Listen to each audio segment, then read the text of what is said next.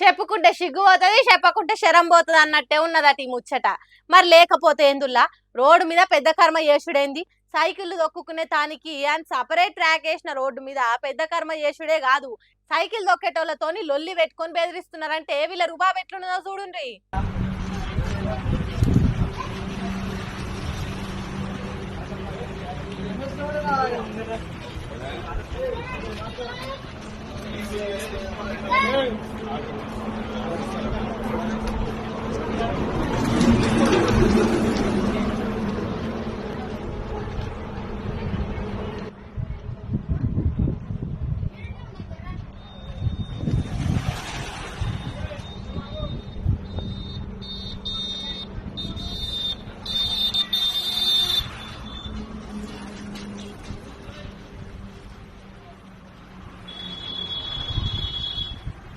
చూసిండ్రా ఎట్లున్నదా కథ? రోడ్డు మీదనే మంగళన్నం తీసుకొచ్చి తల నీలాలు తీయించుకున్నారు.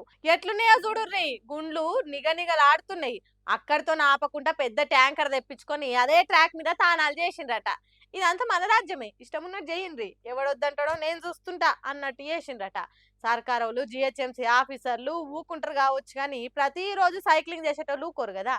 అరే ఇదెక్కడ పద్ధతి, ఇదేం బాబు అని వాళ్ళు అడిగితే, మాది కాంగ్రెస్ పార్టీ, నేను ఎవరనుకుంటున్నావు, ఇక్కడ సర్పంచ్ని, నేను రేవంత్ రెడ్డిని మనిషిని అనుకుంటా ఫోన్లు చేసుకుంటా సైకిల్ దొక్కేటోళ్లకు సల్ల చెమటలు పట్టించే పని చేసిండ్రట.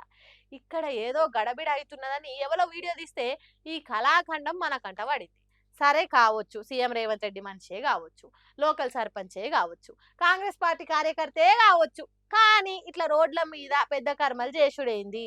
ఇట్లనే ఇష్టం ఉన్న కాడ ఇష్టం ఉన్నట్టు పెద్ద కర్మలు చేయండ్రి అని చెప్పిండ్రా రేవంత్ రెడ్డి ఏమన్నా?